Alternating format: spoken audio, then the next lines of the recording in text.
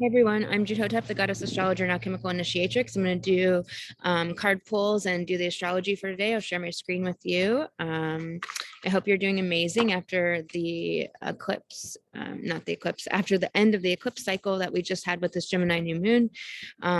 This is an interesting week because I think that it's an integration week. I think we're integrating so much. I think a lot of it has been so metaphysical. It's been so behind the veils. It's been so internal. We've been really introspective, and yet the mind has been so active. So we've been in Gemini season. The sun's at 10 degrees Gemini today. It's at the Taurus, the Taurus degree of 10, which is a manifestation degree. It's about the heart and protection. And, of course, Mercury, Gemini's ruler, is in Taurus, still at retrograde, going to go forward this week and going to station direct. And so as we're preparing for that, there's all of this last internal introspection happening. There's a lot of mind energy, but it's like, how are we using our mind to when we're scanning through the past, when we're looking through our mind, it's like, what is important? What are the important messages? What needs to be cleared and purified for our channel to be clear, to be the spiritual business owner, to be a light goddess in the world, spreading a divine feminine and anchoring the sacredness of women in the world. And so it's this energy of like reviewing your own story as woman, and where you have fears that you're letting go of, histories that you're re-narrating, that you're retrieving your power from the past, that you're looking to your mind to have the mind that really believes in the good and believes in the future. And so fears might come up, cry them out or let them go or do that release. I don't think that there's any heavy stuff as far as that's concerned, but it's different, so individual for each of us depending on where you're at on your journey. There's very much anger and rage up for sure, and aggro energy. And so if that comes up for you, then make sure to have those healthy ways to release that. If that's coming up from somebody else at you, just avoid, like when they say when you're outrunning a crocodile or an alligator, you like need to zigzag. It's like just zigzag around those people. Just like one of my friends, like this guy, he just was honed in on me. I don't know, he was triggered just by me being alive and and around, but there was a bunch of us sitting at this table and he just honed in on me and like giving me a hard time. And so I got up to throw my drink away and leave, and he like stepped in front of me to like make some more drama and problems. And my friend is like 6'3" giant guy, and he just stepped in front of him.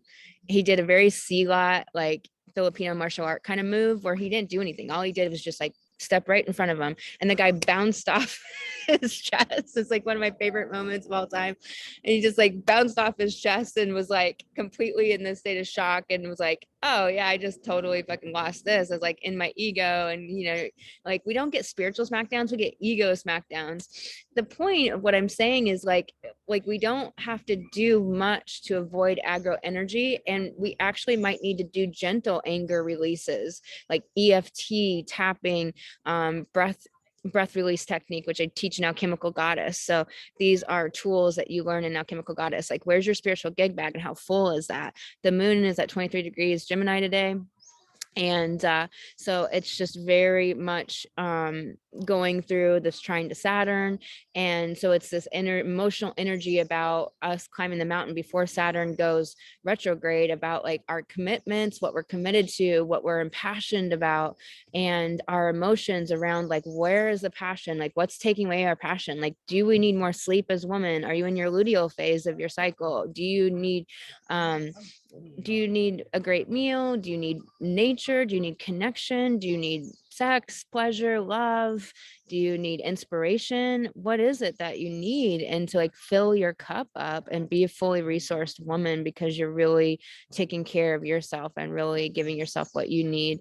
There's so many of these things we think we have to do. And, for me, I've been unraveling it with my schedule. Like, I have to exercise and have to do this and have to do that. And I really do have these athletic goals and different things. And so I really do have to exercise if I want to accomplish these goals. But at the same time, when I'm in my luteal phase, I'm more tired tired. I usually need about 11 hours of sleep. Sometimes with traveling and where I'm at, it's too hot to sleep that long, or people are noisy around, or just all these different distractions that are different than when I'm back at home. So it's like, it's a little bit different to get what I need and to try to give myself what I need on the road, and just really listening inward for what that is. And so it's so important with Celestia and Aries it's this mermaid energy. She's Neptune's wife rather. And so she's this amazing asteroid that is kind of in this loose conjunction to Chiron, like talking to our woundedness and our wounded ego,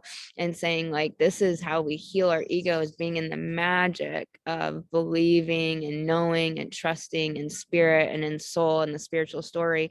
And I have to say that moving into that spiritual story, moving into that spiritual soul life, believing in the good, believing that everything is meant to be amazing and beautiful and wonderful, and being a light goddess, being someone who's a spiritual leader in this world to raise other people up, that you have a different divine mission. You're part of this group of people that came here to do something really powerful in the world, and to be awakened, and to be living the life you really want to live. It takes some customization, what I think I'm trying to say. But anyways, them getting used to some, getting accustomed to getting in customs, right? So your old customs of the shadow and the wounds and the matrix life and the ways we used to live, and just like ready for the next shoe to drop, ready for there to be danger around the corner, ready for someone to be awful. And so it's really it takes some getting accustomed to. So I'm going to pull cards for us and make this beautifully short today. If you'd like to book an astrology reading, you can do that at thegoddessastrologer.com. We have adventure. So it's like really believing in the adventure and all this Aries energy with Jupiter, Mars, and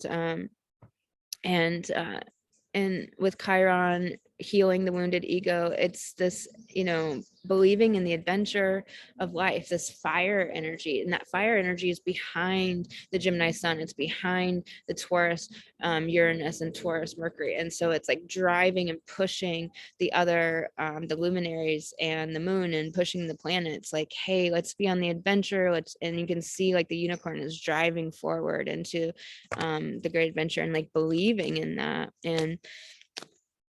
And so what is it that you need to be able to believe in that healer? So it's like really recognizing the healer that you are, and recognizing that the amazing work that you're here to do, and that you're not here just by accident. You're not here at this time, in this lifetime, in this body, awakened, listening to this by accident.